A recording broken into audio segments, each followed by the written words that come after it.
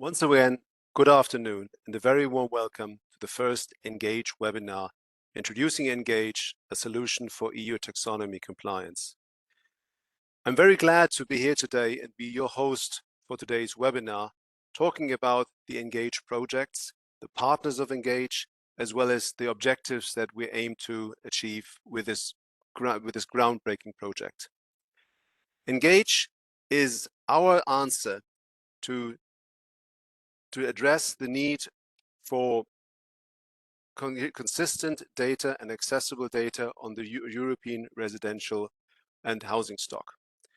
What we're aiming to do today is to bring some light and give you some first into the ideas about who we are, what Engage is trying to achieve, and how far we have come since the project has started.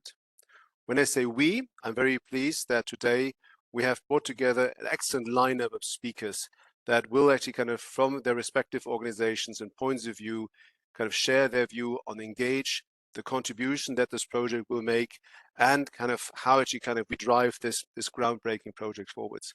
First of all, I'm very pleased to have a very specific guest speaker from joining us from Athens today, Fotis Konmousis, who is the executive board member of the Hellenic Financial Stability Fund, who will actually shed light on the role of the investors and their needs with regards to ESG reporting, information on ESG.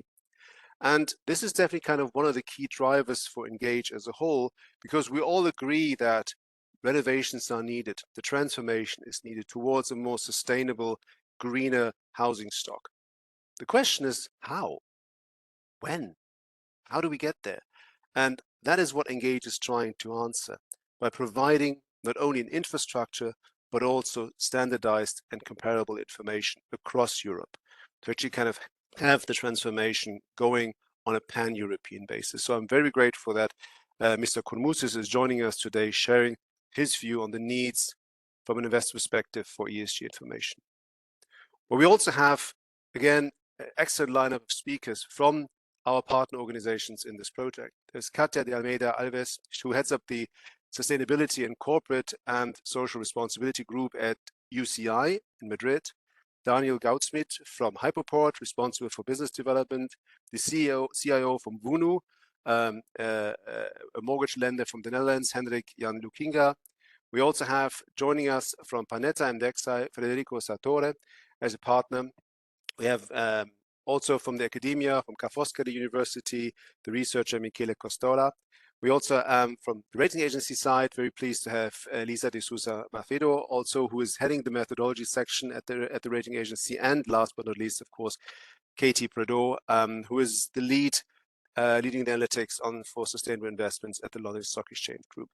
And all those colleagues and all these partners bring their respective knowledge today to the table, actually to present it to you, to learn more about what Engage is all about. And of course, last but not least, I want to special mention my colleague Marco Angeben, who heads our business development and regulatory affairs, and who is the driving force within European Data Warehouse in terms of the Engage project. So just to basically give you a bit of a lineup of our excellent speakers that we have today.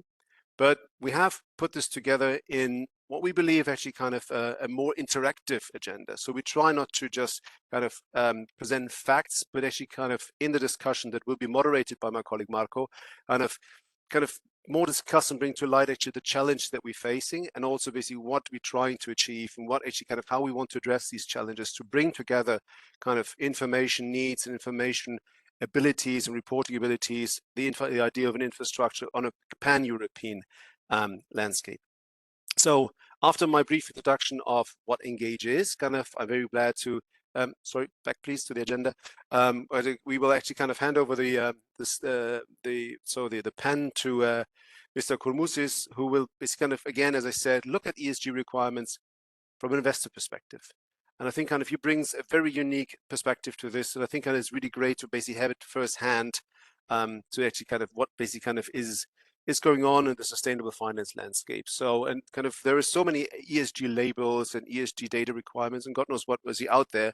But what we definitely had learned at European Data Warehouse, where we truly value can be generated for investors if you have standardized information and you have standardized information in a central place, making the lives of investors much, much easier. How to achieve this? kind of will then be discussed in 2 panels that we have, again, basically moderated by my colleague Marco, on the solution for the EU Taxonomy Compliance. So looking at how actually kind of such a solution that Engage will represent will work, and also followed by the topic of data, and here actually kind of the relevance of ESG data, and what we definitely kind of want to hear, because whenever you talk to people about ESG data, the first thing you often will hear is actually that it's very difficult to get to that data. So we want to learn from the practical examples. We want to see basically kind of what have we learned so far, and actually kind of how can this basically kind of be utilized once we have the data, because with the data, you can basically kind of gain tremendous insights into the housing stocks, the financing conditions, etc. So that definitely kind of will actually kind of also be a very fascinating and interesting second panel. As you can see from the length of the panels, which we have carved out some time because we believe this is something that is of relevance and that should basically kind of be discussed in more detail. So talking about more detail, before I hand over to Fotis Kormouzis for his section, just allow me very, very briefly to talk about Engage. So what is? So Engage overall is the aim to address the needs in the transformation of the housing stock, where actually kind of one of the key impediments, among many other impediments, is the lack of information. Bringing together on the one side standardized information, comparable information, allowing investors actually kind of to compare across borders, but also having on the other side an infrastructure that basically investors actually need to basically kind of know there is a place to go where the information can be retrieved. Very similar to what European Data Warehouse role is in the European securitization market, where we collect standardized information, make it available to all the investors. So in a way, actually kind of the same spirit is driving it. It is a project that is funded by the European Union with a specific grant. Our project will run until end of 2025, and we have 6 excellent consortium partners that actually kind of, we all basically came together, basically kind of driven by the same idea, by the same aim to facilitate this process by the right combination of data, practical experience, infrastructure, technical knowledge, and also basically kind of further in-depth basically kind of analysis, etc. So that basically is basically kind of where we believe actually kind of we have built a consortium, the 6 parties, where actually kind of we really actually kind of we bring our unique skills to the table, driving change, driving something actually kind of that will eventually actually kind of be providing an infrastructure, providing a project that will truly be beneficial for the European market. So I'm very proud actually that EDW kind of can be part of this.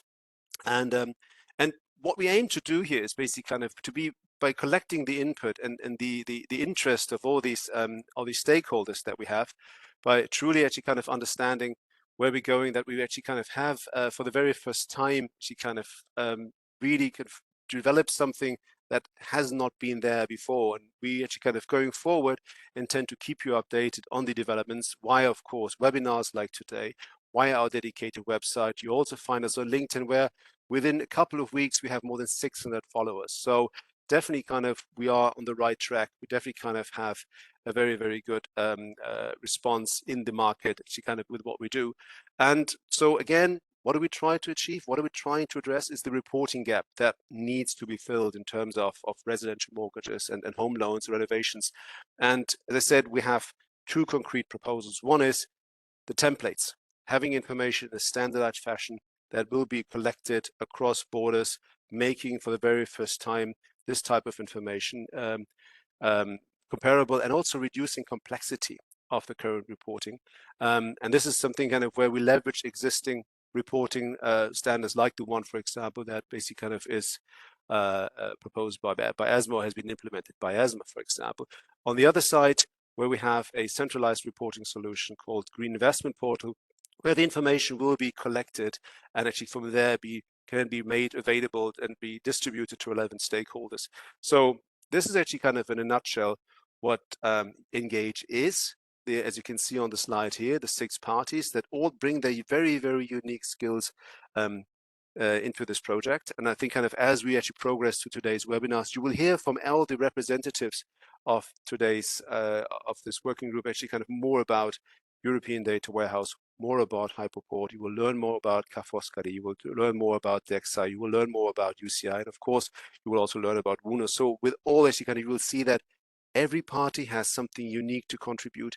But if you actually kind of put all these pieces together, actually kind of something new actually kind of can be created, and that new will engage, and we're very proud to be part of this.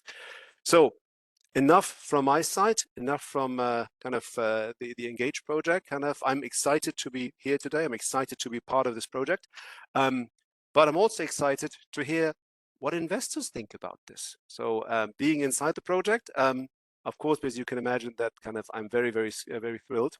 So I'd like to actually after my short introduction, hand over to Fotis, where actually we can learn what are the requirements for investors. So what is it that we definitely have seeing here. So without further ado, dear Fotis, I'd like to hand over to you, and very interested basically to see what basically you can share with us today.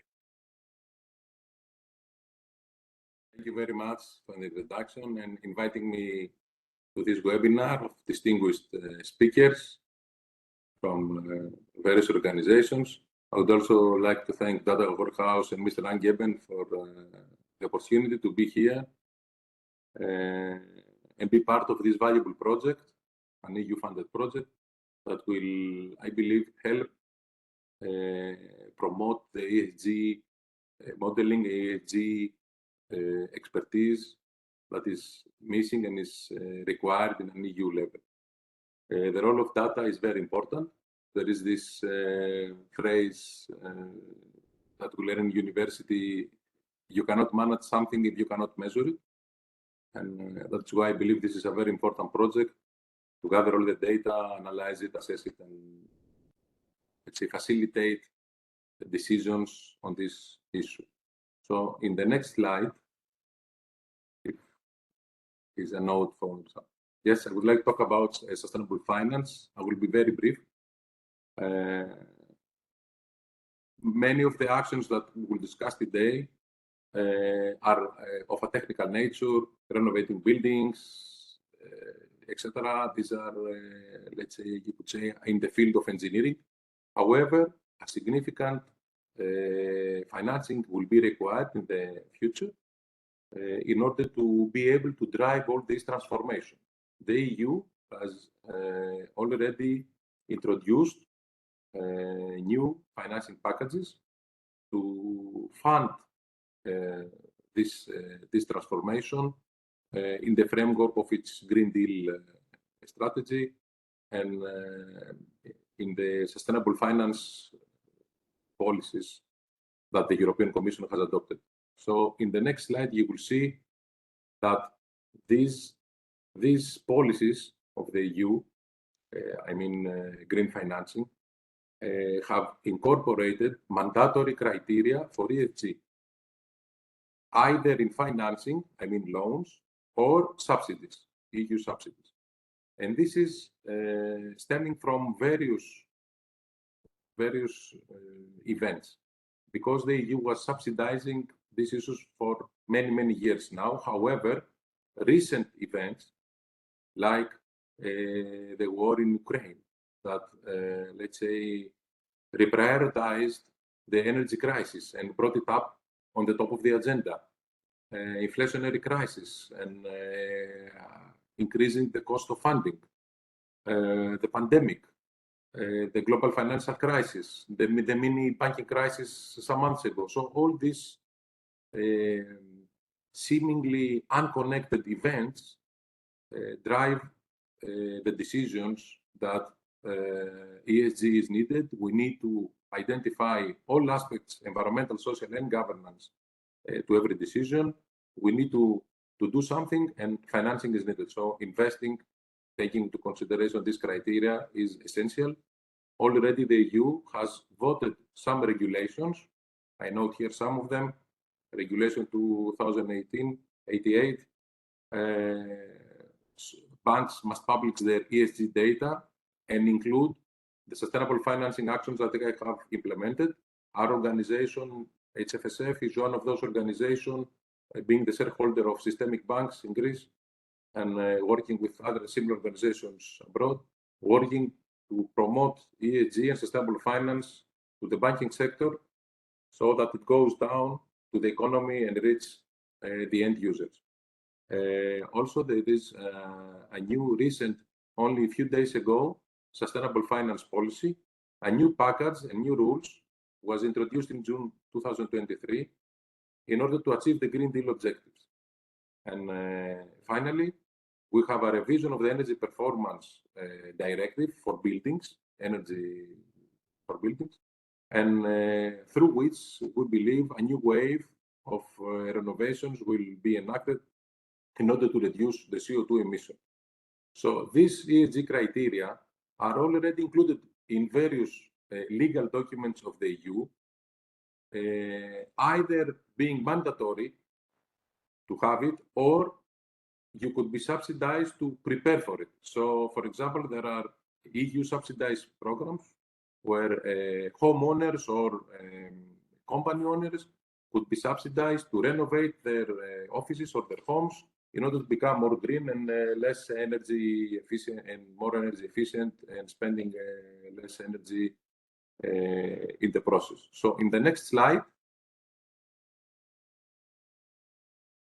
we could see some more details of how this will come to be. For example, in the EU Taxonomy, which is also a topic for today's discussion, a few days ago, the EU issued the new criteria for economic activities. One of these is the improvement of energy efficiency for buildings. It's the fifth item on the agenda, along with pollution prevention, protection of biodiversity, transition to circular economy, and sustainable use of water and marine resources. So you could see that one of the 5 criteria of the new EU taxonomy relates to the energy efficiency for buildings, which is what we're talking about today. Furthermore, the new EU Sustainable Finance Framework, the new package that came out from the EU Commission, encourages private funding for transition projects and technologies, and the EU is proposing new rules for ESG rating providers in order to increase transparency, because up to now there were various different rating agencies and there was no common approach and methodology, and this is what the EU aims to tackle by proposing this new set of rules.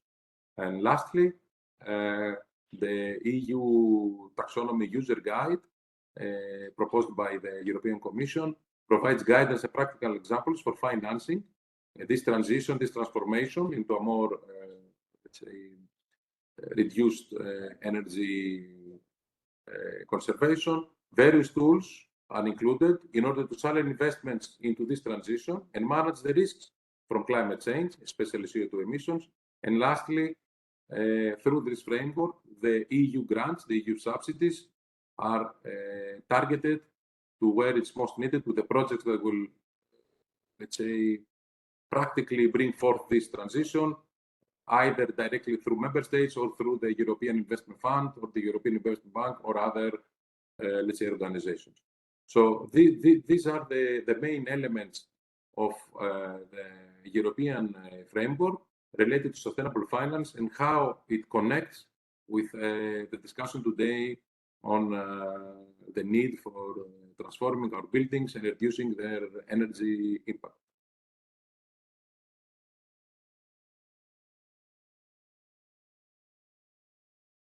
I would like to stop here and leave more time also for the other speakers, and we can get back to this issue later on if it is requested.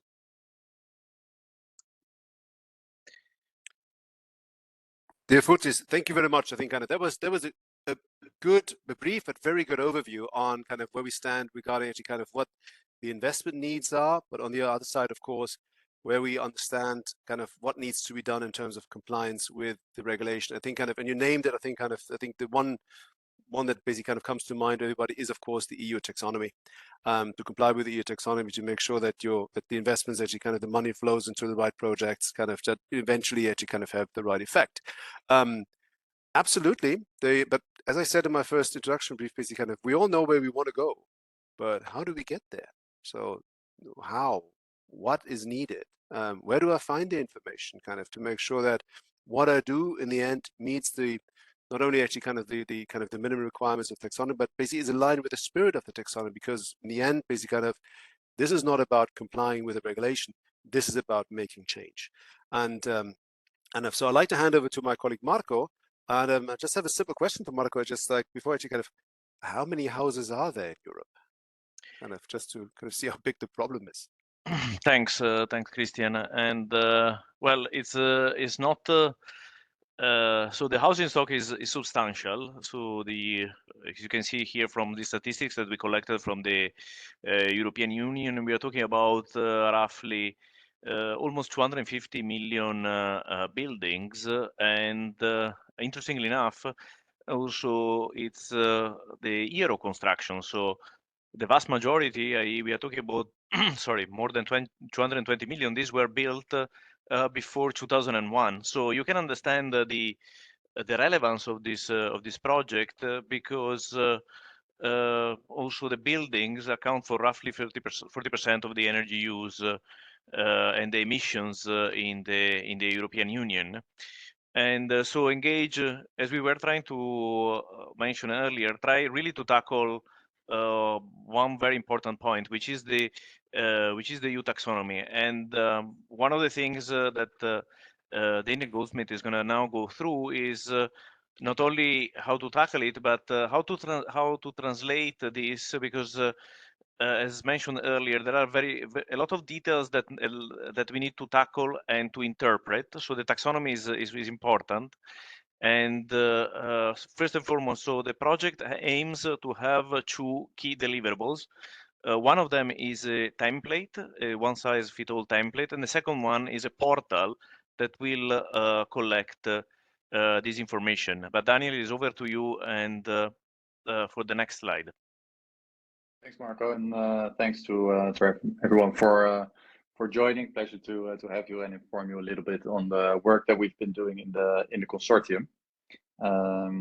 So there has been a lot of initiatives on a European level, and I think that's more than welcome. Obviously, the climate crisis, it's a global problem. So the bigger the scale you can tackle it on, the better. And it's been very welcoming to see some European legislation coming out to tackle the problem. So one of those strategies that was published by the European Commission was actually the Renovation Wave.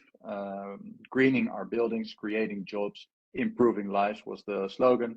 And actually to tackle energy poverty and the worst performing buildings, renovate public buildings, and decarbonizing the heating and cooling of buildings. So quite practical already in that strategy there. And also as part of that Renovation Wave, the Live 2021 program was also basically published by the European Commission, from which our project has started. In addition to the Renovation Wave, of course, the EU Taxonomy has also come to life in recent years, and EPBD4 recently also has been fully published. So those are the main, let's say, key ingredients that drive the project that we've been building. Onto the next slide, please. And if we look at the challenge that we have, and you see here on this slide, you see that energy labels are prominently featuring in this slide in basically reaching the 2050 goal of a zero emission building stock target. Well, Marco just mentioned it. There's about 250 million dwellings in the EU. So it's a big challenge, and we are mostly working in the financial sector, so we don't do the renovations ourselves, but the financial sector has a massive role to play in the next 30 years to support the Renovation Wave. And you can see here how exactly the steps are going to be pushed through the market. So these energy labels are the key in this whole let's say transformation. If we look at the project and compare it to similar great projects on a large scale, you can compare it to, for instance, if everybody is building out a train infrastructure, on a European level, then what you want is that everybody has the same train tracks. So not everybody has to use the same trains. Maybe in Spain you need a different train than in Holland. But if everybody's using the same size tracks, that's a great idea. And I think these energy labels are a little bit comparable. So an A-label house in Spain looks very different than an A-label house in the Netherlands or in the Nordics.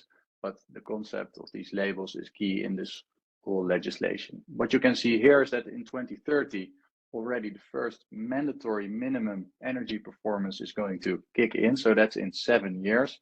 You see that every house in the European Union 27 needs to have an E label.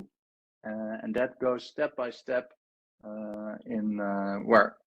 before 2050, all houses in the EU have to be an A0. So let that sink in.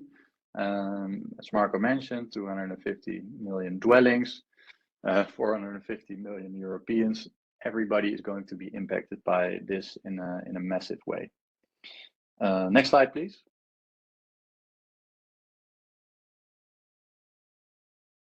So, what is envisaged exactly going to do? So, as we mentioned, we're both a taxonomy, or let's say a data framework, and a platform. And some of the questions that are going to be hopefully answered are listed here on the slide. So exactly knowing what data you need to align with the EU taxonomy that will follow from the envisaged data framework, where all the data for mortgages and financing of renovations will be exactly clear and detailed with descriptions. We, for instance, want to look at how do these portfolios compare to other portfolios. In time, we will build up hopefully a track record or a benchmark of energy performance in different portfolios. That's why it's so important for us also to start early with these pilot partners. We're also in the call, and we'll talk to you in a minute, to help you achieve let's say benchmarking as well. If we see renovation performance, that's something that you might be able to track in the future. What portfolio is a good portfolio to invest in if you want to really make a dent, putting a lot of E labels into B labels, for instance. So that information hopefully will also become available to investors. We have a lot of more questions that we'll answer. These are some of the questions that we hope to answer on the platform and the portal. Key to the success of this project we have is to make it into a practical, working, living ecosystem basically as soon as possible. And that's why we have two partners, pilot partners on board, UCI and Woonnu. I think we can go on to the next slide to. Okay, I see there's a little bit of a different order. Then I will talk a little bit still about the high-level concept. So what exactly or high level will we do? There's a lot of regulation coming out. Just mentioned a few of those, and that's going to be a key part of our let's say business, to understand these regulations, really analyze these regulations that are coming out, and make sure that the templates and the portal infrastructure are up to date, so that this work does not have to be done by each issuer or each investor on an individual or bilateral basis, but it's, let's say, centrally organized, that information is dissected by experts and shared again with all the participating parties. That will save a lot of work and be very efficient. And really that's crucial to scale up the investment in this let's say sector. If we look at how the project, how it will flow, in the center you see the templates and the portal infrastructure, and on the bottom you see the borrowers and the investors. UCI, our pilot partner in Spain, that pilot is going to be a little bit more on the let's say the front office side, more on the borrower side, more on the consumer side, and the Woonnu pilot is a little bit more on the funding side, and hopefully they will explain that a little bit later on as well. So I think that's then my bridge to the next slide, to the pilots. And I think I'm transferring to my colleague in the consortium, Hendrik. Thanks, Daniel. That's great. And I just wanted to say that one of the key elements why the consortium won the grant is actually because we had two pilots from the very beginning. And very interestingly, also the reason why we had selected these two firms is because in their jurisdiction in the Netherlands and in Spain and in Portugal, they've been the leaders for the years for the past few years in terms of granting specific mortgages and a home loan for the renovation of buildings. Another very important point is that this consortium also works very closely with the Energy Efficiency Mortgage Hub Netherlands and with other initiatives, some nationals, some European, that we are looking into exactly this type of problems and interpretation of the EU Taxonomy, and for example, looking into the questions and answers from the EU Taxonomy. So that's the reason why we are trying to leverage all this expertise accumulated over the years in order to be able to answer some of the questions that we have and a lot of the lenders have in terms of really making sure that the EU Taxonomy becomes kind of a template with the actionable reporting items in terms of fields, definitions, etc. But over to now Hendrik, who can tell us about his experience being part of WONU as the CIO. Thank you, Marco. I hope that you can hear me loud and clear. We at WONU are very happy and proud to join this consortium. I will now tell you a short story about why WONU is fit to join the consortium. We are an innovative, sustainable mortgage loan originator, only active in the Dutch market. We aim to contribute to the sustainability conversion of the Dutch property stock by we offer consumer mortgages, mortgage loans that reward improvements in the energy label of their property and supporting clients in improving the energy efficiency of their property.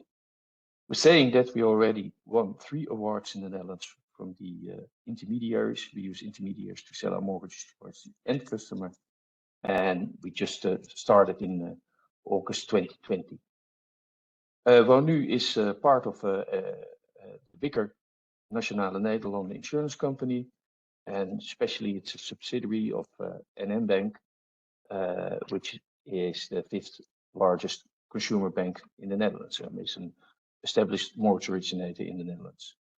For example, NN services more than 55 billion of mortgages at the end of 2022, excluding WONU. And the total portfolio of WONU is currently above 2.3 billion, where the larger part is an EPC of A or better. And especially for that's also remarkable, every mortgage in our portfolio has an energy label. There's no mortgage without an energy label. So the next sheet is quite simple, where we place ourselves in the middle of 3 core client groups: the consumer, the investor, and the intermediary. So the intermediary needs to take his role in helping the consumer take out the mortgage and start the process of upgrading his energy label and lower his carbon dioxide footprint. The investor has a sustainable target, and he wants to have a return on investment. So we can see in our portfolio that being a green label, that the return on investment is slightly lower than with a non-green portfolio as we have. So in this whole process, the data flows from the consumer towards the intermediary, towards the investor. Because this data is currently very basic data on the origination of mortgages, but these data need to be enhanced with energy data, like the consumption of your house, the tooling that you have in your house, but also the energy labels, which are abstracted from a different system in the Netherlands. The flooding risk, climate zones, square meters, and on top of that is that a lot of these data that we need to enhance through the ecosystem of mortgages are have GDPR issues, so that we need to address also the GDPR issues on this data. One of the things that we have set for ourselves, that we aim to be one of the leaders in the Netherlands in the conversion of the Dutch housing stock. So how we do that? We have a very straightforward pricing and a tool. We have one of our business partners, Sustain. So when you take out the mortgage, you can go for yourselves to a system and analyze what the possibilities are and what the costs are, or your intermediary can help you. So if you then want to go to the next step, then our business partner, Sustain, will step in and give you advice on which costs you need to make to do the conversion to get to a lower energy label, a lower energy higher energy label, lower energy cost, and a more comfortable house. So on the next sheet, you can see a screenshot of the system and how in what time you can make your investment work for you. So practical, it is the basic structure, insulation and sun panels, but there are more steps to make. So what makes the proposition of Wonu unique in the Dutch market? So we directly reward consumers for realized label improvements. The Wonu mortgage loan pricing has an innovative element compared to traditional mortgage. In addition to risk clause, like the LTV bucketing, we also added the energy label bucketing. So you can see that our base label is the label C. If you go to 0 on the meter, it's the null energy consumption. You go to a minus 15 basis point deduction. Depending on the property's energy label, a markup is applied to the mortgage interest rate, which is the Dutch national rate, as I already mentioned. So this looked like a static proposition, but if you go to the next sheet, it's even more advanced. So when the customer takes out a mortgage at Wonu, at, for example, label B, and over time enhances his energy label to A or A Quattro Plus, he also receives the deduction of his interest rates. And not only for a loan part, but for the full loan over the full interest period. And that's also very outstanding. And on top of that, Wonu also pays for the energy label for the customer. But it keeps getting difficult to activate the customer. So we designed a new product, which we are now in the test phase, with a small number of intermediaries, which effectively gives the customer at day one the benefit of the energy label A. And based on the square meters and the year of building, we at Wonu guarantee for a certain price the conversion from the higher energy label to the label A. And we take over the whole process with our Sustain for the whole conversion, guaranteed by Wonu. And that's a very innovative new product. So we take the view that Wonu is perfectly positioned for Engage. We are in the center. We have a very clean portfolio. We are a member and an active member also for the energy efficient mortgage of the Netherlands, a highly experienced team. We have also the benefit of being part of a large insurance company, a large bank in the Netherlands, and also a service of a big mortgage portfolio. And we have also a very good communication with a large investor base in Europe. So what will we do? We will select a suitable pool of assets for the pilot. The pilot will run for several months on our mortgage data. We will receive feedback on the data and on the process and try to enhance our data then. And we will provide information on prospective ease of use of the solution. And that's the role that Wonu takes in the Engage proposition. So that's the end of the Wonu. So Marco.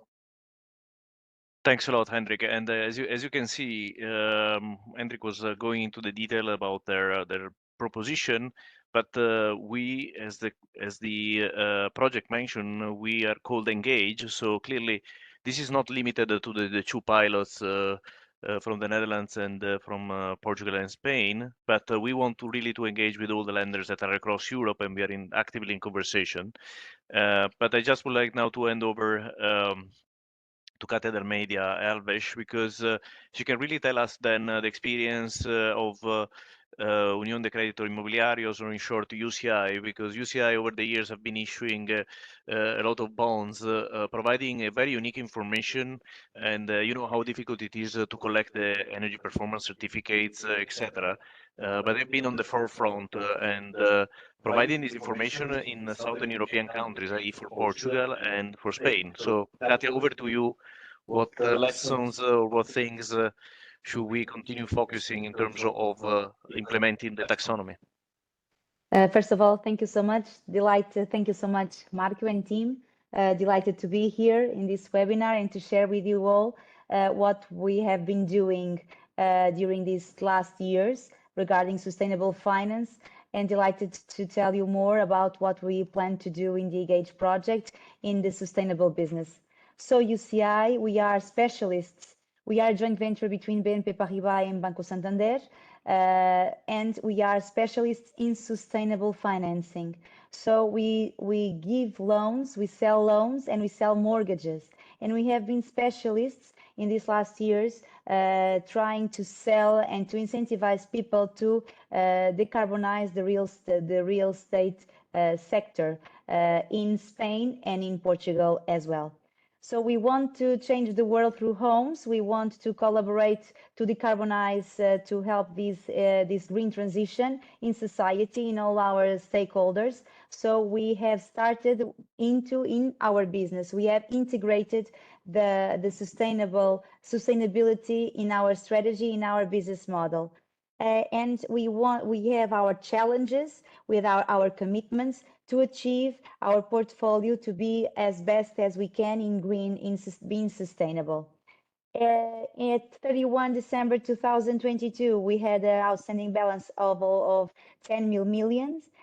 We have consolidated production of the origination of 839 million euros, what represents almost 15% of our production in green production regarding taxonomy requirements. It may seem very little, but I would like to highlight the fact that most of our business, UCI business, is the transaction of second transactions in mortgages. It means that it's not new building, it's not new construction, it's construction that goes from one to another, it's second transactions, and also the rehabilitation, renovation, building renovation. So 15% of all the portfolio that we have been working over the 30 years that we have already been implementing in the market is a lot. It's a very, very hard effort that we have here. We work with the real estate agencies. Our job is to work with partners, real estate agencies in the part of the mortgages, and with partners in the part of building renovation. I'm talking about renovation companies, construction companies, homeowners, etc.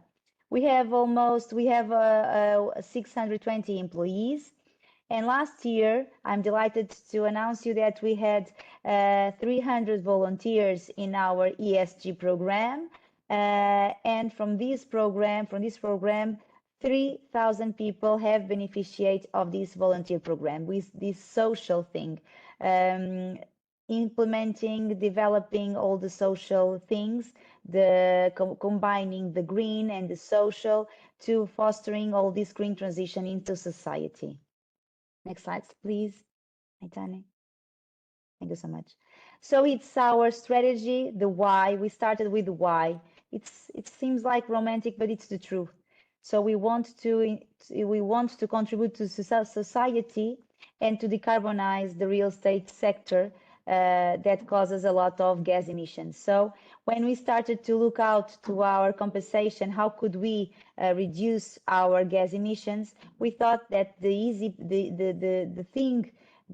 we could do the most was by doing by transforming our business and incentivizing this decarbonizing economy. So by integrating the sustainability into our business. So we incentivize our clients, all our stakeholders, to integrate in their way of life, in their business model, this green transaction, and to improve their buildings on energy efficiency. How? Through a sales force with a very business model, very strong, where everyone have integrated these concernings about sustainability, and with what? With the tools that we have developed inside the house to try to sell the sustainable world to all our stakeholders.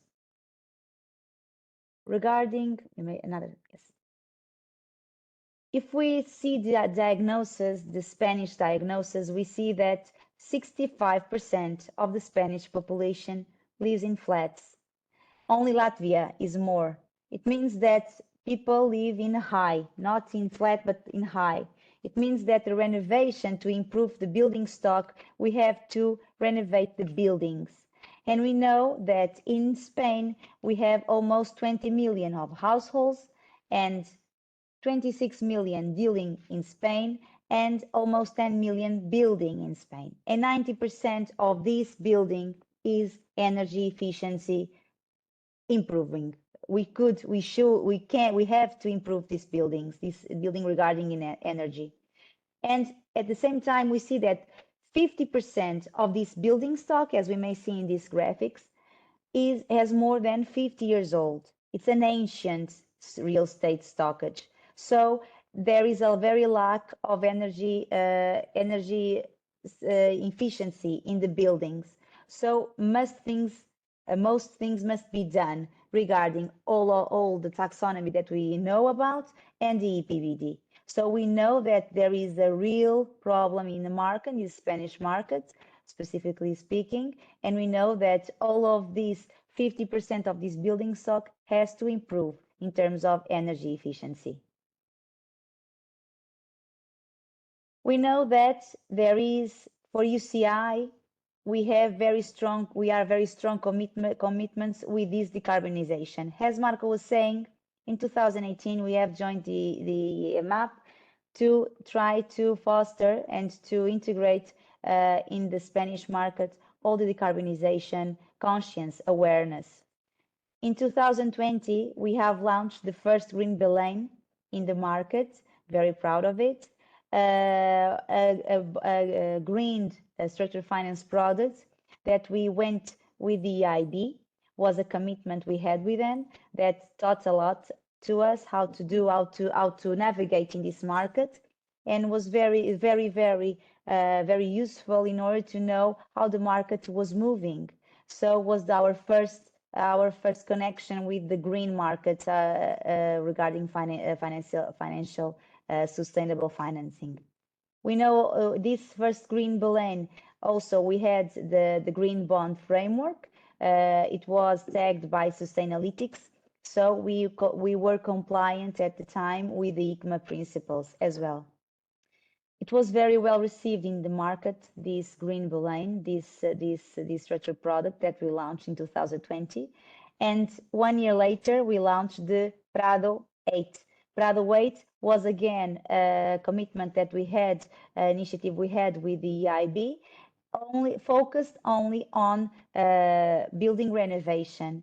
And we had the chance to see and to create all the process to sell in the market and to create this awareness in the market to renovate the actual building stock. In 2022, we earned the Anelena project with the EIB as well, an European local energy national assistance from the EIB, and it's funding from the European Commission managed by the EIB, the European Investment Bank. And this project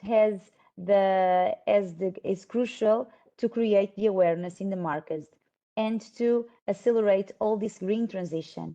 we see that with the support of the European Commission, with the support of the EIB, with all the stakeholders in the market, is fundamental to accelerate this green transition and to achieve citizens. And the last but not the least, the Engage project. With this Engage project, UCI is the pilot, is a Spanish pilot, and we want to create a bridge to connect the origination, sustainable financing origination, with all the stakeholders in the market, maybe rating agencies, investors, partners, regulators, etc., etc., etc., etc.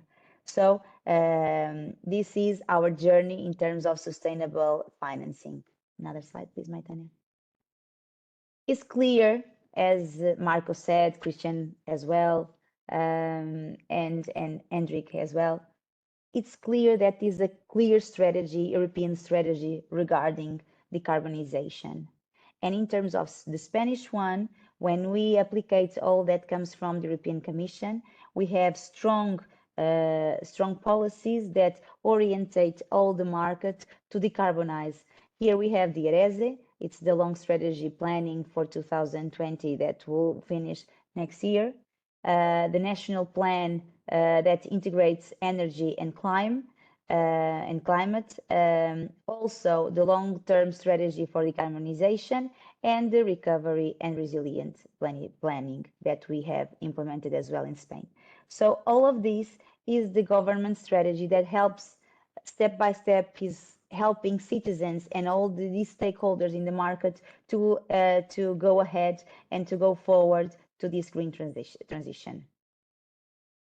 There we see a growing interest in rehabilitation on residential building because, as I said before, as I presented before in a graphic, we may see that 50% of our building stock in Spain is old, has more than 50 years, and at that time there were no energy efficiency criteria in order to develop buildings. So there is a growing interest in the rehabilitation for residential building because the buildings are old, they need maintenance, and when they need maintenance, we consider as well these energy circumstances into this renovation building.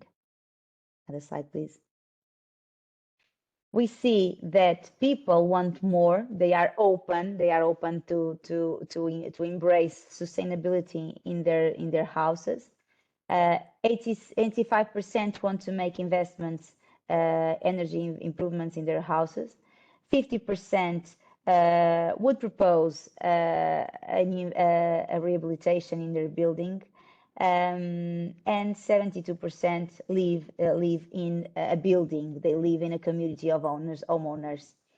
The most valuable reforms or refurbishments that people consider at this right time is the solar panels because of the circumstances of the prices of energy, of the inflation, etc. So it's a return on investment. It's very quickly. I put today the money and from tomorrow on, I start recollecting my investments. So the first thing that people run, they think that the best improvement is solar panels.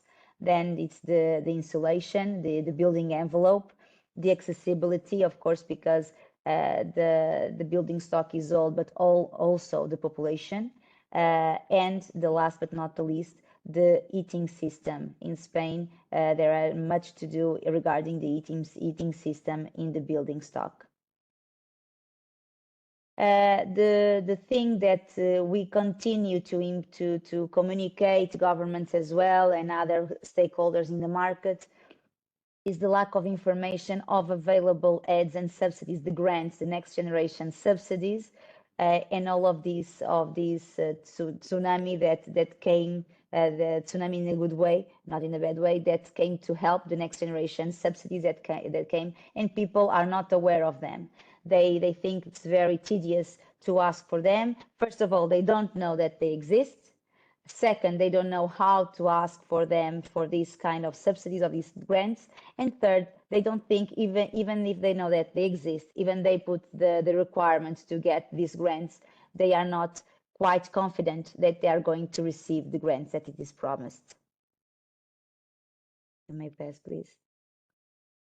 Regarding going again a little bit on the process of UCI, we truly believe that the trigger here is to create and to emphasize the part of the origination process. When commercial people are in the streets, when the commercial people are with the homeowners, with the clients, with the citizens, to recollect all the data that we need to report to regulators, to the investors, to the energy efficient, to the rating agencies, is fundamental to get this kind of information in the beginning. And why? Because even though we can have a clean process all over the journey, if we get this information in the origination, first of all, we get more arguments in the market to sell the green to our clients, and second, the data that we collect is more reliable, has more quality. Why? Because won't be based on estimations, but based on real information, on real projects, on real EPCs, on real energy improvement savings, etc., etc. So by doing so, the process is fundamental. The process is crucial. So for that, we have implemented several tools in this process in terms of commercial selling, I would say, that gives tools for our sales force, for our team, but as well for our data collecting. That is the energy efficiency calculator, that is the reports that we are generating in an automatically way through the project that we get, an IT system that gives us what are the grants in each part of Spain, because we have national grants, we have local grants, we have grants in terms of neighborhoods almost. So for the autonomous communities, so we have this kind of information in order for our commercial force to give to the clients this information.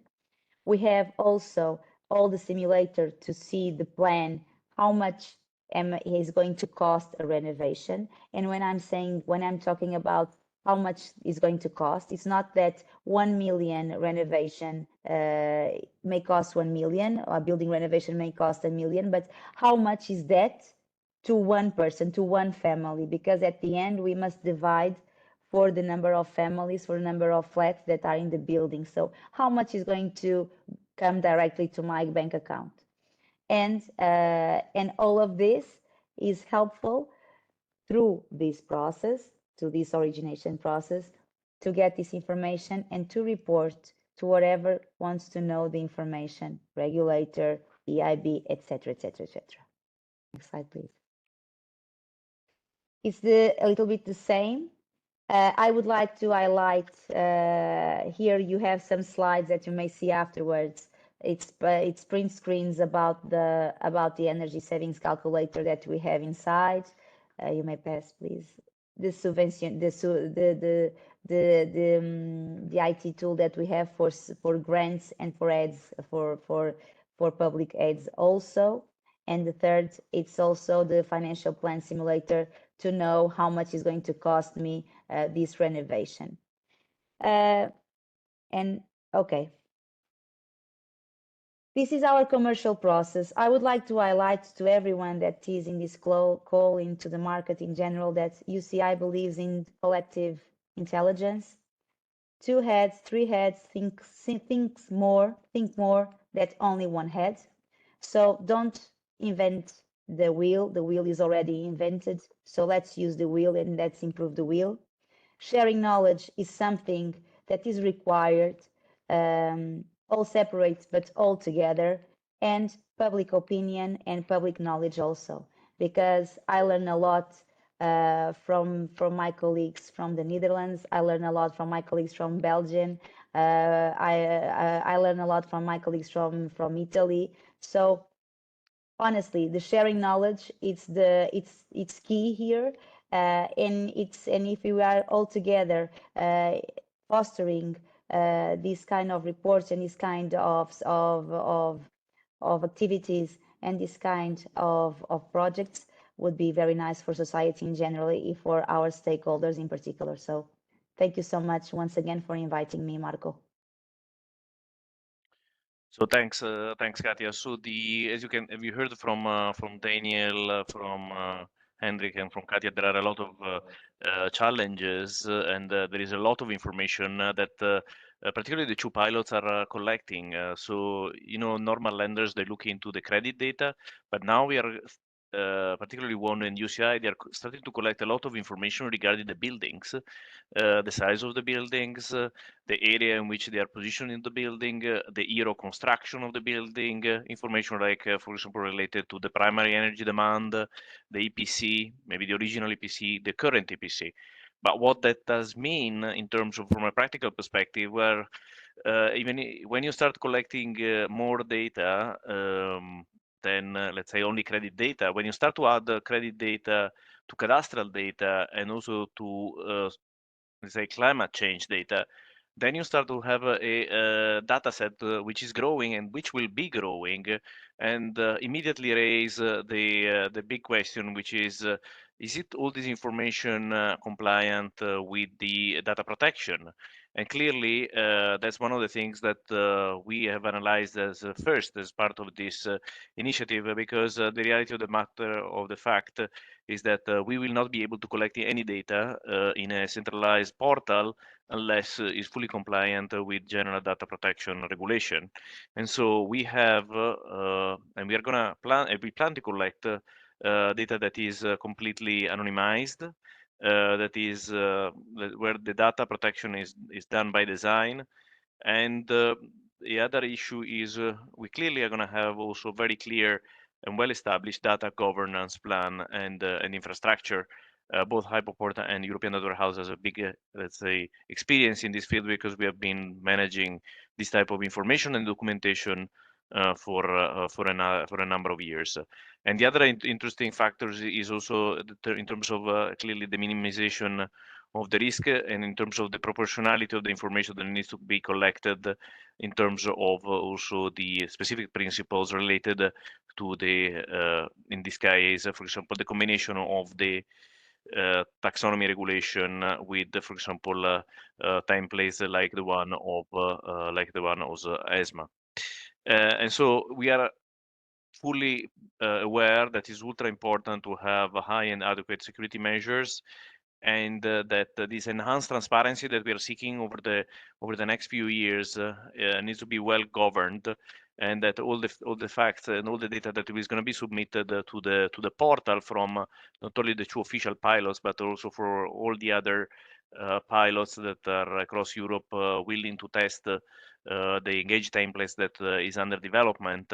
They will be subject clearly to a very specific non-disclosure agreement, and let's say all the data that is going to be uploaded is going to be treated with the utmost care, clearly also in compliance with the general data protection regulation. But I think with this slide we finish the first panel, and we can move to the second panel, because the second panel is actually looking at, in a sense, moving forward 2 years, and looking into the what if we would have all this information regarding sustainable finance, climate change? What can be done with all the information in order to look into this data, and what type of models can be used? And the purpose of this panel is really to look at from a different perspective. So we have today Michele Costola, a researcher at Ca' Foscari University, that is looking into, and they've been looking into for a number of years, on the sustainable finance plus credit data. He's going to tell us more regarding the type of models can be developed in order to, let's say, not only monitor the credit risk, which is one part of it, but most importantly also climate change and other and so far. After Michele, we are going to have Lisa de Souza Macedo. She's head of methodologies at ARC Ratings, and we are also looking and discussing with Lisa why it's important to have one size fit all template, why it's important to have consistent information from a rating perspective, a rating methodology, but and also finally we are going to discuss with Katie which is the lead in terms of Sustainalytics from the London Stock Exchange, looking into what type of information, why is important, and what are the lessons that we could learn from the US, and we can, let's say, utilize in the European context. Clearly, what I was mentioning earlier, general data protection regulation is not so high in the US, but there are, I think, already some interesting trends happening in the US where we can learn some of the lessons. So I think now, Michele, over to you in terms of the models and the data, because you have already been working on the again on the Dutch market, which is one where there is more availability of the data, and so you started to draw some lessons. But what more can you do if you would have more data in the future? Thank you very much, Marco, and all the organizers for having me here. What I will discuss in my speech, in my we'll say small speech about the energy efficiency of the mortgage data, is quite a recent field where we have worked to investigate the relationship that you usually have with the probability of default of a non-residential mortgage and the usual determinants, plus new indicators that are available right now about the energy efficiency of known buildings. And this is what we have done in the previous projects, and other in the literature has started also, others in the literature have started also to investigate this type of relationship. And namely, we want to see if the attribute energy efficiency is adding a value in the pricing model of the mortgage. So we have some study that we have done with Billion, Dennis, and other co-authors, but also in UK there are several studies, for instance, Guind and Toronen in 2022, that found that there is a negative relationship between the energy efficiency of home building and the probability of default. This implies that if a building belongs to the energy efficiency class, if, for instance, we look at the energy performance certificate, we have this negative relationship that highlights that there is less risk of default by the borrowers. There are usually three potential channels for this type of relationship. The first one is something that could not be easily grasped, because it involves personal traits. For instance, the choice of energy efficiency buildings could be a personal characteristic of the borrower for environmental consciousness or awareness. This could be modeled if banks or financial institutions provide some surveys to the borrowers, but usually this is not the case. Another more interesting channel is the economic one, which is related to the disposable income of the borrower. If a borrower belongs to the residential buildings that is a higher efficiency in terms of energy, this means that she will have lower utility bills, and this will free up the disposable income. Therefore, there is an indirect effect which implies that the level of the borrower, the level of the income of the borrower will increase. And the last one is about the value of the property, which implies that if clearly a home or residential buildings is energy efficient, the value of the property is going to increase. And therefore, the loan-to-value ratio will decrease. And also the loan-to-value ratio is another determinant of the probability of default of a mortgage. This is usually what we have. And when we focus on the second channel, at the moment, next slide please, we are just using the energy efficiency information from the energy performance certificate. Just to provide you with an example, the probability of default in a standard pricing model can be estimated with a logistic regression.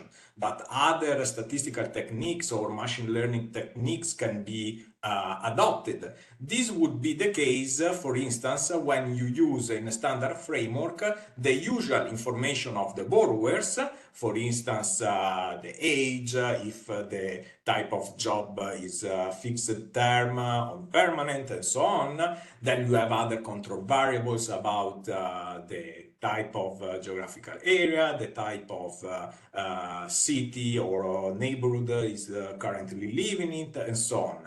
If you look at this model, what we are currently using is the attribute energy efficiency. So how do we determine this dummy variable that is a binary variable that is equal to 1 if the ohm is energy efficient and 0 otherwise? Usually we consider the energy performance certificate, we consider the top notch in terms of energy performance, and we assign 1 if the buildings belongs to the top notch. Clearly, this is a first step. What we would need and would be useful is to have more granular data. In this case, we could try to improve and to refine in the pricing model of the mortgage. Next slide, please. For instance, when you have more detailed information, and this is another type of analysis that we are performing, if we consider the energy performance certificate, there are more detailed data about the type of analysis that you can perform, and this should allow us to discriminate also within a specific class of energy performance certificate. In this case, what you see is a scenario analysis that you can also perform with 2 different geographical areas. For instance, the first one is Lombardy, and the second one is the city of London. As you can see, you have 2 columns. The first one is the actual. So you see what is the actual energy performance of this area, I would say. And you see that the color ranges from green to red, which implies that the green means that is energy efficient and the red one is not energy efficient. Using this information at the micro level, we are able to perform scenario analysis, and this would be useful also for policymakers to see what are the type of intervention that you could target for a specific area in order to improve energy efficiency. This type of data could be collected in the template and would be useful to perform this type of analysis, not also for pricing alone, but also for perform an aggregate analysis at macro level.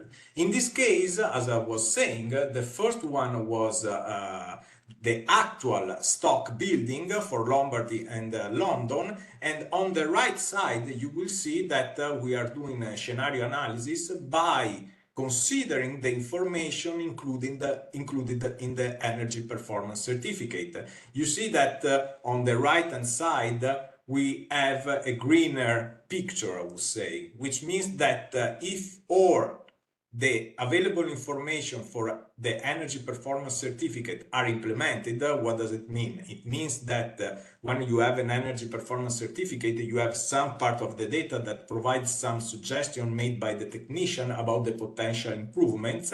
This type of data and also the actual data will allow you not also to price the loan with more granular information, but also to use the potential gain in the energy efficient class to include in the model. So this is next slide. I think I have another one. Exactly. And as you have seen, this type of information coming from the energy performance certificate, if they are included also in the template with other type of energy information, will allow you to better estimate the underlying risk for pricing a loan. And clearly the European taxonomy is a great opportunity to improve the credit risk measurement if we are considering more granular data, as I was saying. And if we are able to include such information, we could better target also some policy intervention. For instance, some type of intervention will depend on the geographical area you belong with your buildings, and also the year of construction, all type of information about energy consumption that will better define the profile risk given the energy consumption of the building. And that is all I have to say at the moment about the use of this type of data. So thank you, Marco.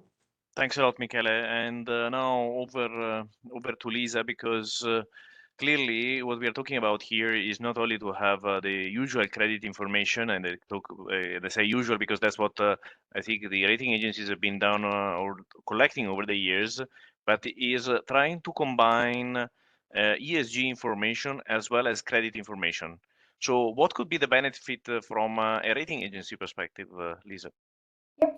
Okay, so actually, first I'll thanks for inviting me onto the panel, and I'm just gonna quickly give a really quick background about why this type of information is actually very valuable and how it fits into the rating process. A little bit about ARC, in case you don't know us, we're a rating agency established about 10 years ago, and we're operating at the moment in the UK, in Europe, and in UK and Europe under our respective licenses. And although we're covering all asset classes and also doing some corporate ratings, we historically have been mostly focused on the securitization markets. And where this topic that we're discussing today really fits in is that it has application for various structured finance markets. It has application, obviously, for the RMBS, but also having a building energy certification could also in future have application for commercial real estate, for CLOs to some extent, to NPLs, as well as to project finance potentially. And I think the thing that we concern a lot about is that in this structured finance market in particular, these are long dated deals. So we're really trying to make projections over a very long time horizon, 20 years, 30 years. And as such, we have a lot of interest in ESG considerations and ways to measure it. But the thing is, historically, ourselves as well as other rating agencies, we of course embedded ESG considerations into the credit analysis where it was possible. Obviously, governance is always a very key topic, very highly so for structured finance. And so it's more like, with governance, it's more like a rateability issue rather than a sort of quantifiable risk that would affect the default. So it's either it's got good governance or not. So more like a prerequisite. We're seeing that over time. Of course, S has gathered attention in various ways, and it can really have a real credit risk. And I think that's something we've been aware of. E historically was not the greatest risk. I mean, if we look at the last 100 years that there've been credit ratings outstanding, E was not necessarily the biggest thing, because apart from, of course, certain issuers that might be specifically exposed to environmental risks, it didn't really drive the credit. But of course, with what we're seeing is with climate change, it really is driving the credit. And furthermore, based on what one of the panelists said just now earlier, it is now beginning to drive the valuation of the underlying assets, and it's also beginning to drive the default risk. So that's why you'll have seen all credit rating agencies are furiously developing ESG criteria to formalize more what they're doing. But indeed, it is the case that there is quite a bit of lack of consistency between the rating agencies. And again, it's more of an inward view quite often, because it will be the rating agency's own view as to how to embed that in the overall forward-looking assessment of the issuer or of the instrument that we're rating. So yeah, it really it would benefit the market and us as well, make our lives much easier if there was standardization in how things are being reported and exactly what's covered and where you can draw comparisons from market to market, because it just assists a lot in the, let's say, making a quicker analysis of the increasing default risk and value depreciations that we try to embed in every one of the methodologies where it's affected by this. We think that these risks are developing. They don't have a very clear path to the future, but if we can at least have a handle on the exposure of what we have within the respective portfolios that we're analyzing, that already helps a great deal, because then even within a shifting environment and a very fast changing and uncertain future, then it's easier for us to be able to then quickly react to what we think the perception and the real underlying risk analysis has changed. Yeah, so from that point of view, I think it's an absolutely no-brainer that having consistency in the data, having being able to interpret the data consistently as well, and especially given that we're often looking at analyzing bulk portfolios, this really does make our lives a lot easier. So we're all for it.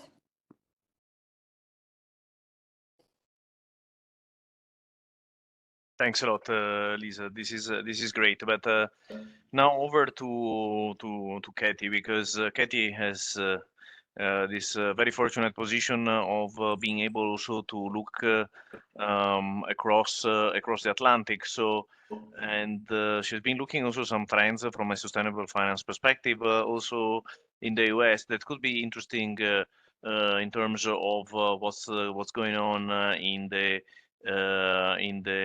European context. So, Katie, over to you. Thank you, Marco, and thanks everyone for joining. Very pleased to be here.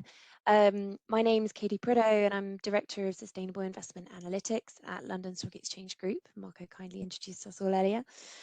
So our goal as a business is to integrate sustainable investment data into investment decisions in a very quantitative way. So ultimately to reform the industry so that ESG, or sustainable responsible investment aligned principles, that whole phrase just becomes investment. And our day-to-day role is the creation of models and analytics to help drive this. And then our one specialism in this case is in the mortgage markets.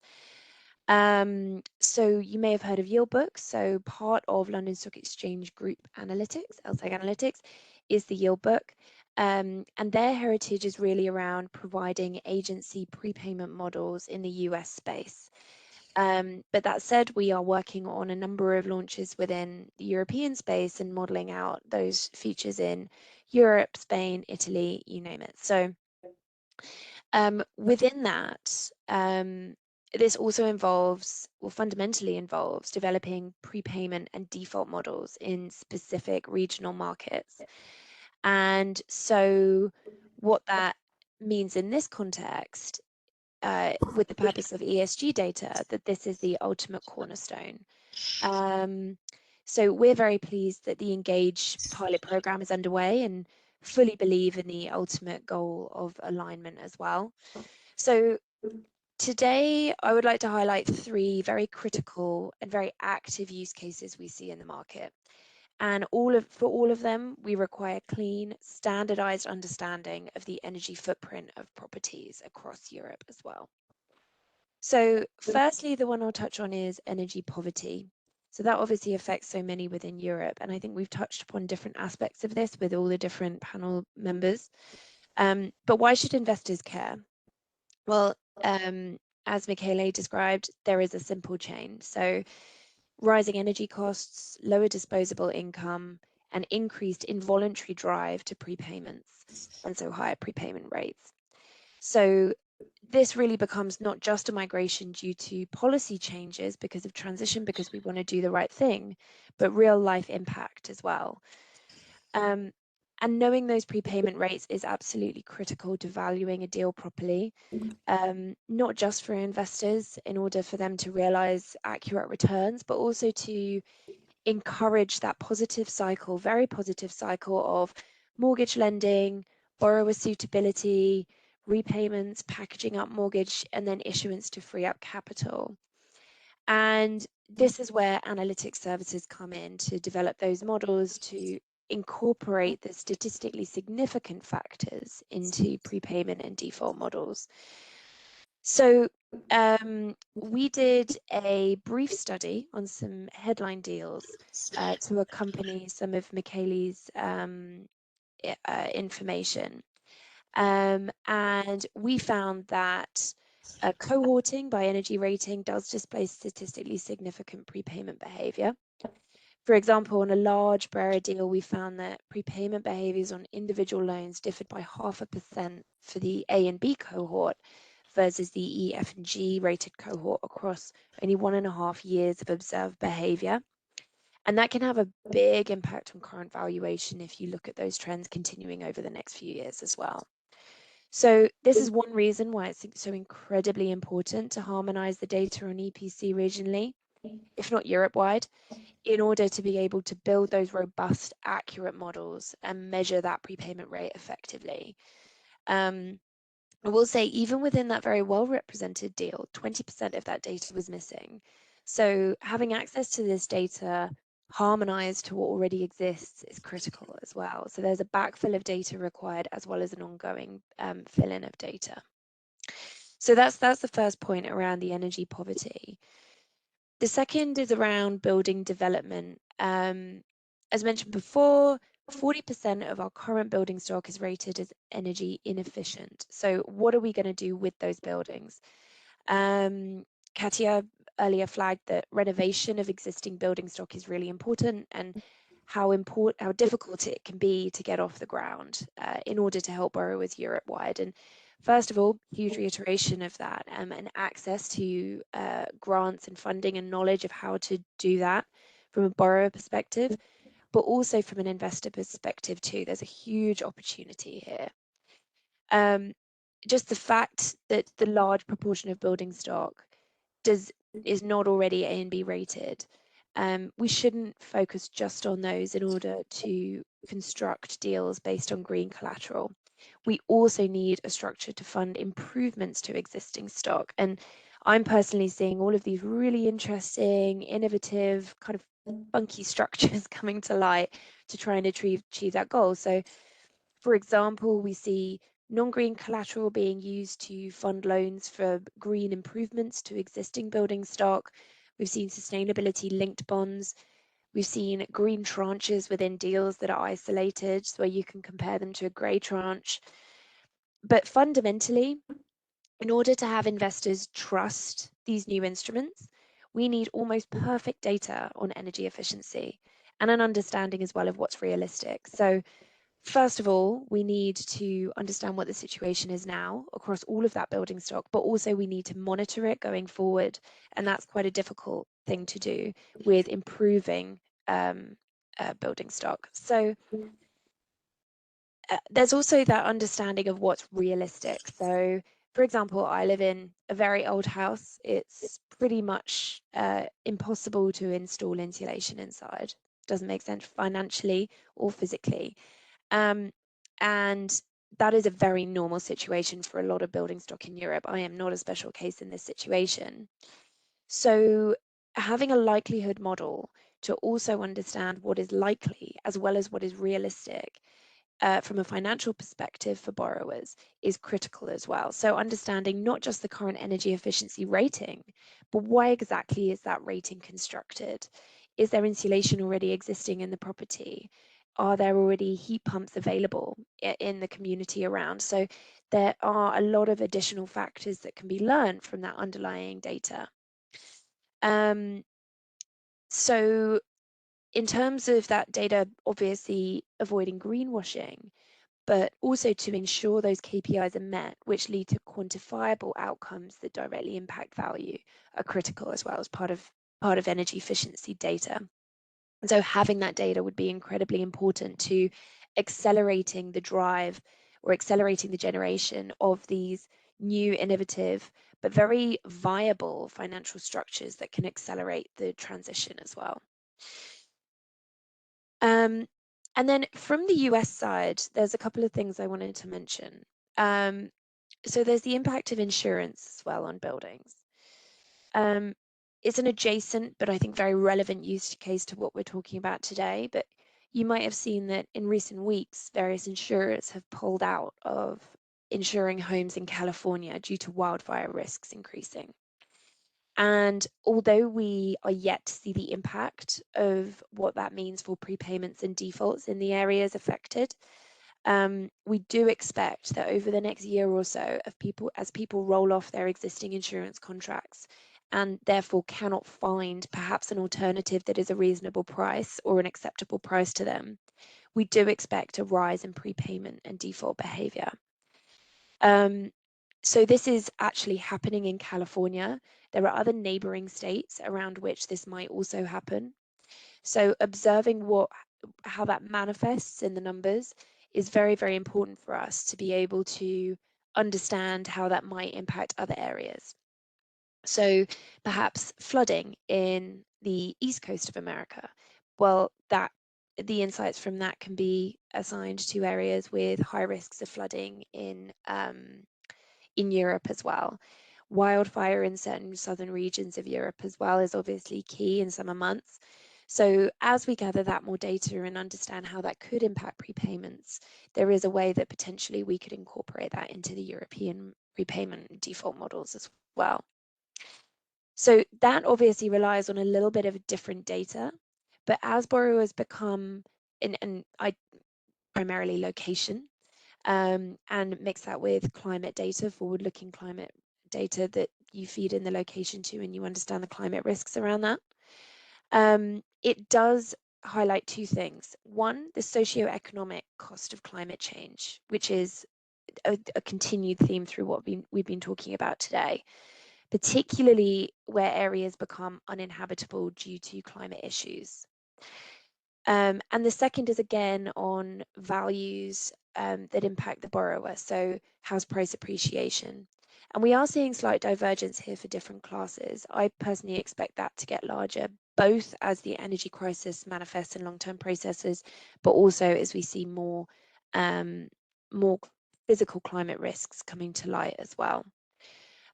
So understanding this data, and as it becomes more important in borrowers' minds, I think it's even more critical to understand and make people more comfortable with energy efficiency metrics, but also open up their minds into different climate risks as well, and into physical climate risks.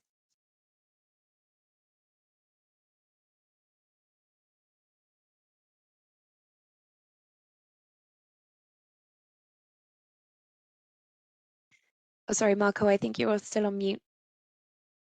Oh, thanks, Katie. Yeah, sorry.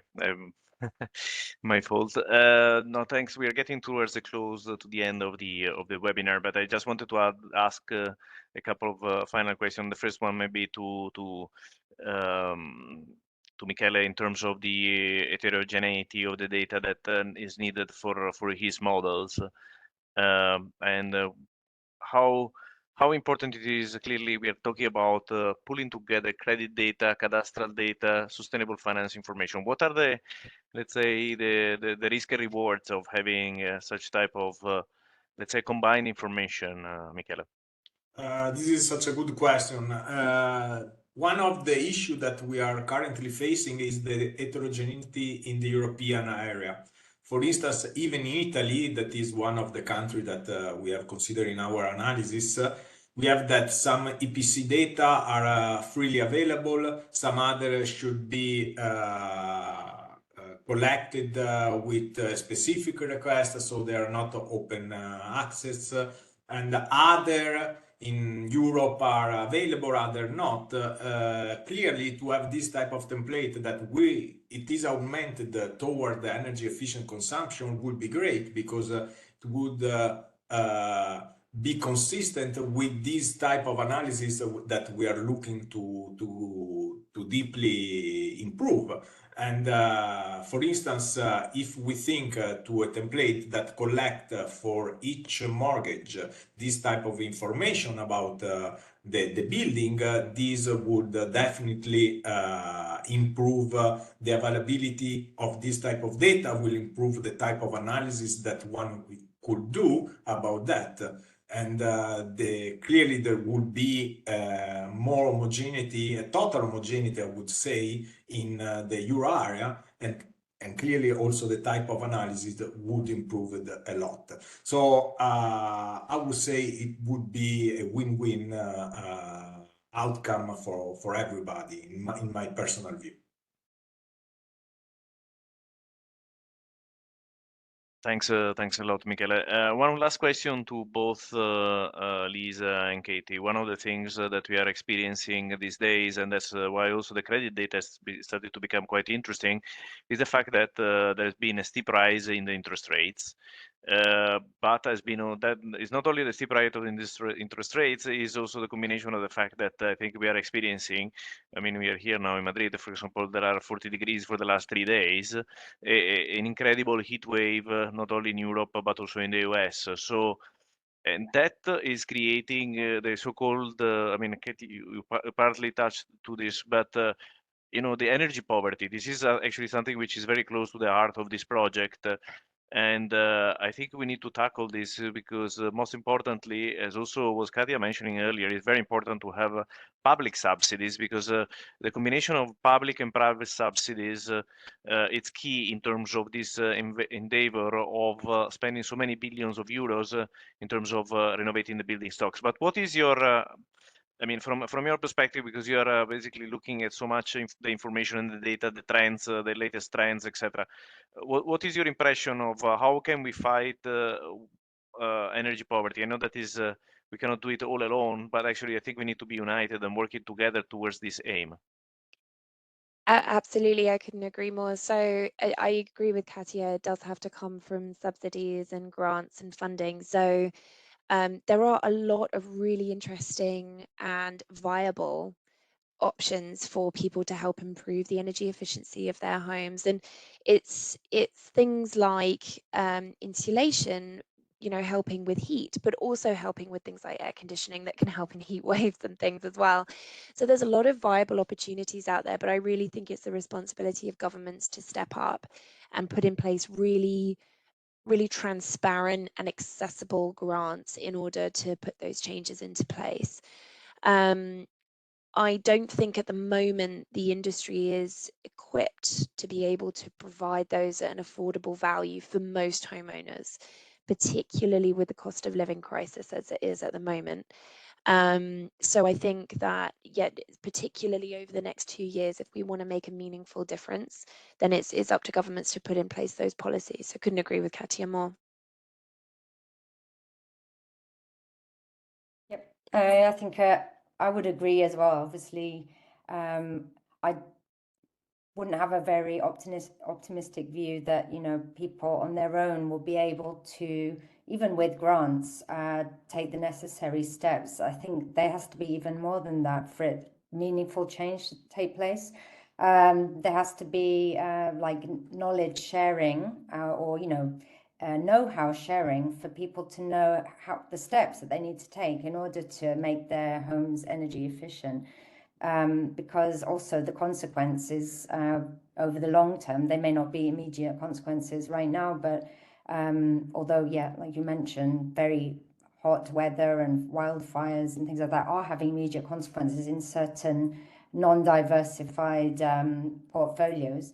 But in the long term, there will be real financial consequences as a result. And of course, the more that the standard for the housing stock improves, then the people who lag behind will be the ones who will suffer the most. So there'll be a real credit divergence over time, let's say, as we get closer to 2050 and increasingly houses are improved and insulated and made more energy efficient, then there will be a stock of houses which will stay behind, which are possibly not possible to finance at all.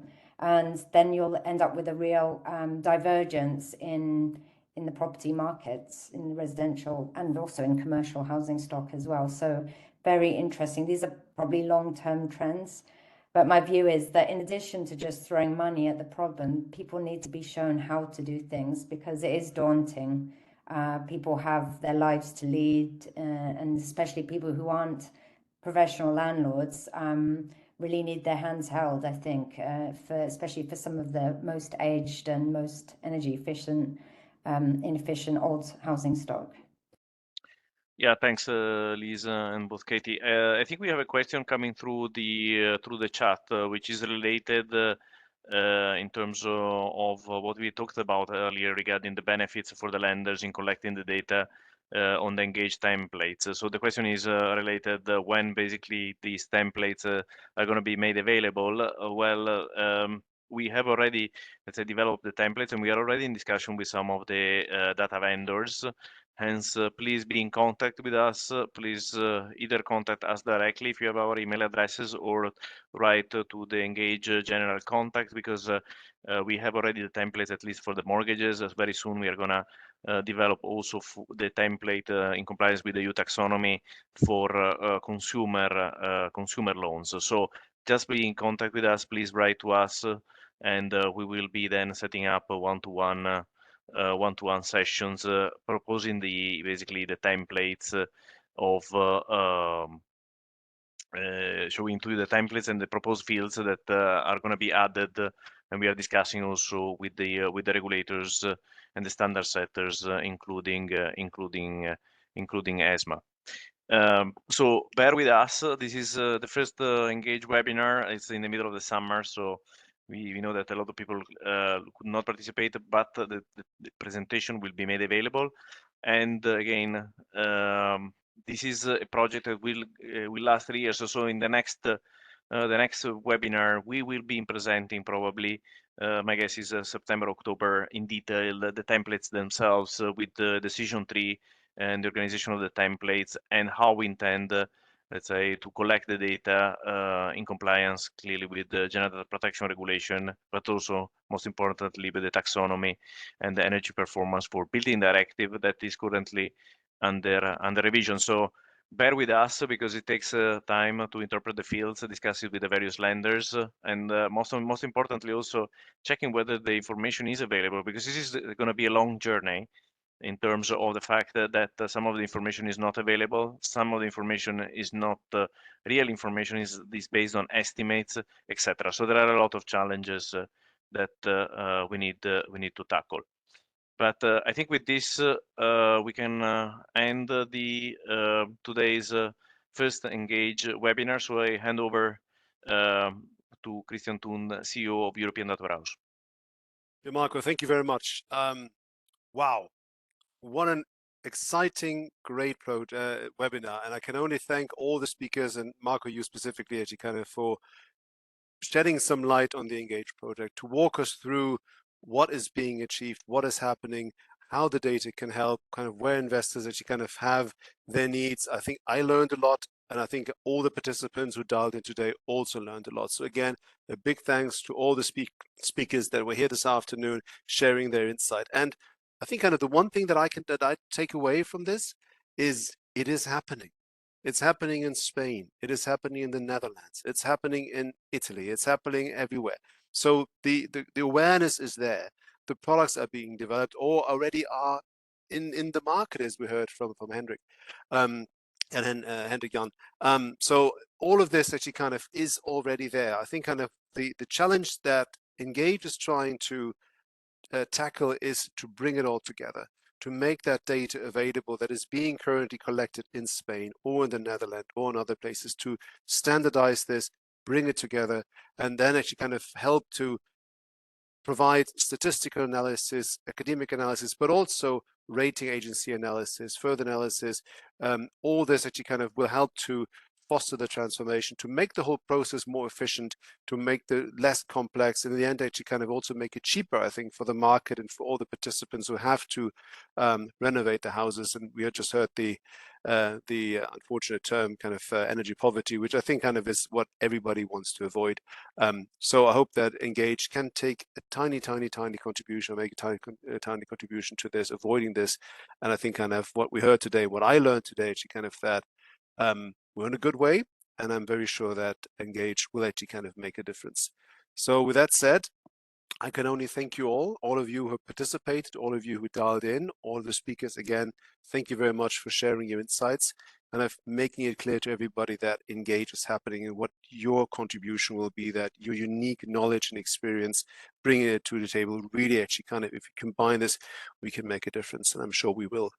So thank you very much for being with us today. And as Marco said, the project is underway. There will be more exciting new webinars coming up, and I'm sure that you will find out more about the Engage project. If you have any further questions, please look at our website, which we find on the last slide. I think you've seen it for a while now. Basically, kind of go to the subdomain of UADW, uaw.eu, Engage for ESG, or drop us an email, engage4esg@uaw.eu, where Marco or my colleague Carla and myself will pick it up and distribute it within the group, and hopefully actually kind of we can shed more light. So please stay tuned. I think more interesting stuff will come. So thank you very much for being with us this afternoon. Really appreciate. Again, big thanks to all the speakers. Thank you very much, Maitan and Marco, for hosting it today. And stay tuned. More will come. Thank you very much and goodbye.